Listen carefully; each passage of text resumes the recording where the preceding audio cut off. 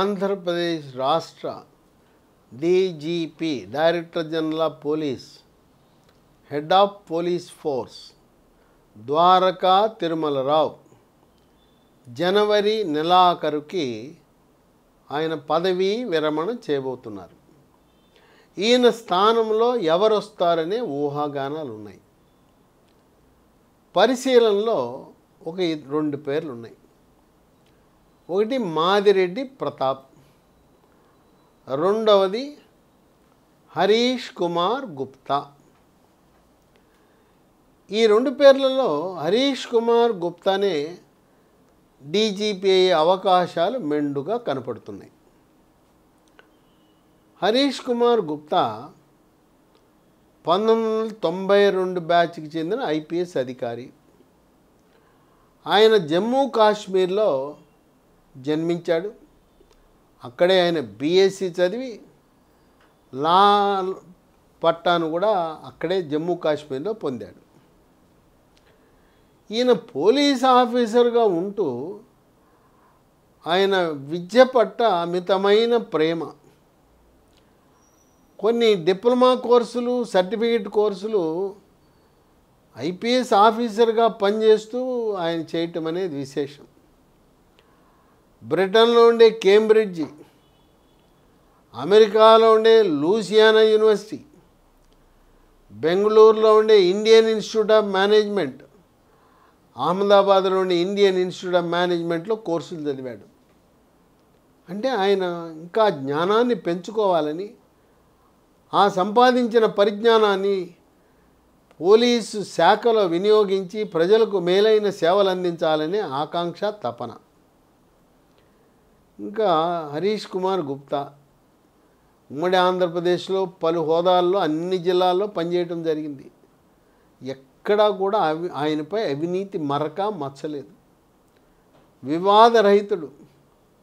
ఇతర రాష్ట్రాల నుంచి ఈ రాష్ట్రంలో ఉద్యోగం చేస్తున్న ఐపీఎస్లతో మనకు మంచి ఏంటంటే, ఈ రాష్ట్రానికి చెందినవాడైతే ఆ కులం ఈ కులమని సొంత కులవాడిని ప్రోత్సహించడము, వేరే కులవాడిని దూరంగా పెట్టడం, తర్వాత ఐపీఎస్ అధికారులు వారి కింది స్థాయి అధికారులను తన కులం వాళ్ళకి మంచి పోస్టింగ్లు ఇవ్వటం, తన కులం కాని వారిని దూరంగా పెట్టడం, నాన్ ఫోకల్ అప్రాధాన్యత పోస్టులు ఇవ్వడం జరుగుతుంది.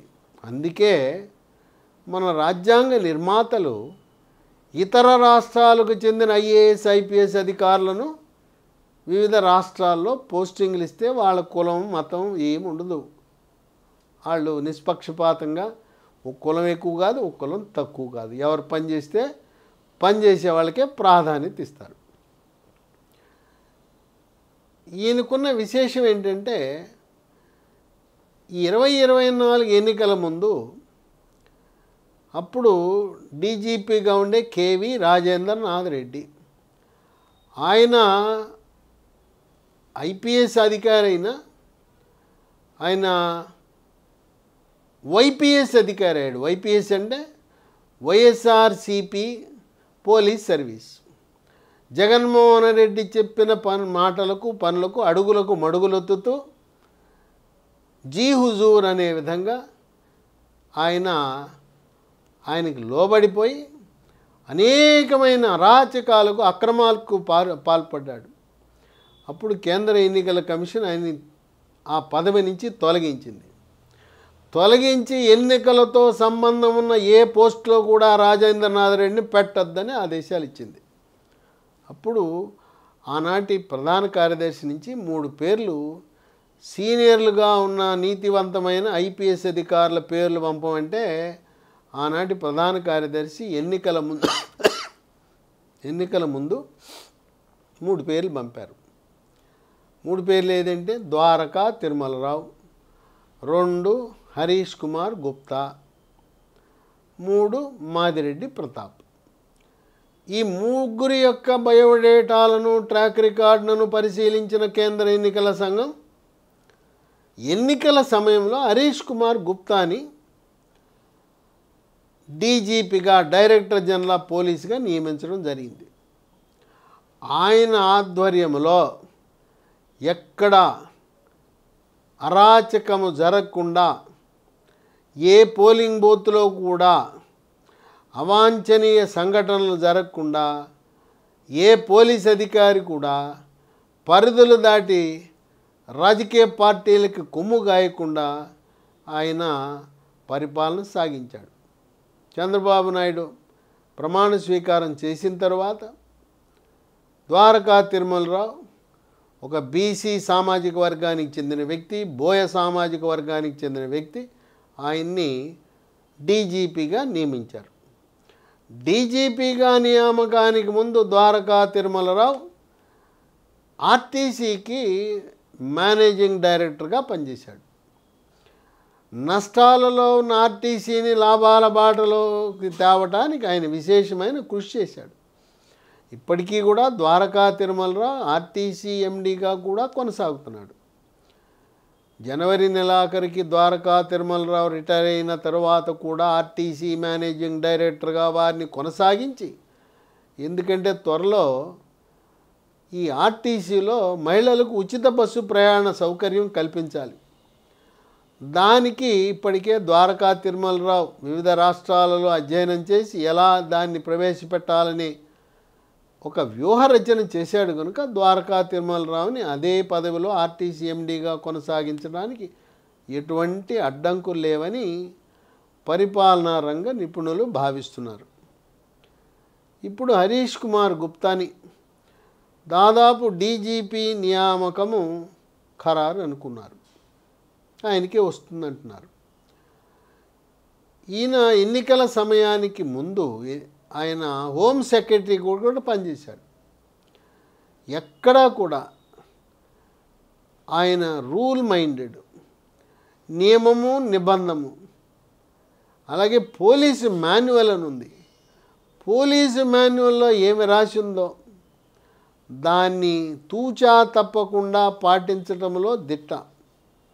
కనుక హరీష్ కుమార్ గుప్తా డీజీపీగా నియామకం జరిగితే ఆంధ్రప్రదేశ్ రాష్ట్రానికి స్వచ్ఛమైన పాలన, పోలీస్ స్టేషన్లో ఎటువంటి ఇబ్బందులు లేకుండా ప్రజలకు సౌకర్యం కలిగించే విధముగా చంద్రబాబు నాయుడు మరొక ఆలోచనకు వచ్చాడు. ఆయన ఏకంగా వాట్సప్ పాలన అంటున్నాడు. అరిచేతిలో ఉండే ఆండ్రాయిడ్ ఫోన్లో 150 రకాల పౌర సేవలను మనం వాట్సాప్లోనే పొందొచ్చు. ఆ విధంగా ఇప్పటికే కుప్పంలో ప్రవేశపెట్టాడు. త్వరలో ఆంధ్రప్రదేశ్ రాష్ట్ర వ్యాప్తంగా వాట్సాప్ పౌర సేవలు అందుబాటులోకి రాబోతూ ఉన్నాయి. ఇంకో విషయం ఏంటంటే, మీరు చంద్రబాబు నాయుడికి ఏదైనా సమాచారం పంపదలుచుకుంటే వాట్సాప్లో పంపండి, వెంటనే మీకు రిప్లై వస్తుంది, సమాధానం వస్తుంది. అలాగే లోకేష్కి కూడా ఎలా సమాచారం చేర్చాలనుకుంటుంటారు కొంతమంది. మీరు లోకేష్కి వాట్సాప్లో పంపించండి, వెంటనే మీకు తిరుగు సమాధానం వస్తుంది. అంటే ప్రజలను ఆ దిశగా వాళ్ళని తయారు చేయటానికి వాట్సాప్లో స్పందించడం ప్రారంభించేశారు చంద్రబాబు నాయుడు, లోకేష్ కూడా. ఈ వాట్సాప్ పాలన భారతదేశంలో ఇంతవరకు ఏ రాష్ట్ర ప్రభుత్వం కూడా అమలు చేయలేదు. ప్రపంచ దేశాల్లో కూడా అమలు చేసిన దాఖలాలు లేవు. ఇది చంద్రబాబు నాయుడు యొక్క పేటెంట్గా మనం భావించవచ్చు. ఎవరు కూడా వాట్సాప్లో పరిపాలన అంటే తెలవదు. మరి వాళ్ళందరూ వాట్సాప్ వాడుతున్నాం కదా. రాబోయే కాలంలో చూడండి, ఏదున్నా కూడా మనం ఆఫీసుల చుట్టూ తిరగకుండా, లంచాలు ఇవ్వకుండా త్వరితగతిన మన సమస్యలు పరిష్కరించబడటానికి వాట్సాప్ పాలన ఒక ఆయుధం కాబోతుందని బలంగా చంద్రబాబు నాయుడు విశ్వసిస్తున్నాడు. ఈ వాట్సాప్ పరిపాలనని సెక్రటేరియట్లో 1వ బ్లాక్లో మొదటి అంతస్తులో చంద్రబాబు నాయుడు, కింద గ్రౌండ్ ఫ్లోర్లో ఈ రియల్ టైం గవర్నెన్స్ అనే ఒక శాఖ ఉన్నది. అక్కడ దాదాపు 200 కంప్యూటర్లు ఉన్నాయి. వాళ్ళతో అనుసంధానం చేసి ఈ యొక్క పౌర సేవలను ప్రజలకు ఎటువంటి ఇబ్బందులు లేకుండా అమెరికా పాశ్చాత్య దేశాలలో పౌర సేవలు ఏ విధంగా హక్కులా భావిస్తున్నారో ఒకరి దయాదాక్షిణ్యాల మీద ఆధారపడకుండా పౌర సమస్యల పరిష్కారానికి వాట్సాప్ పాలన ఒక దిశగా మారబోతుందని ఆర్థిక రంగ నిపుణులు, విశ్లేషకులు, పౌర సమాజం భావిస్తున్నది.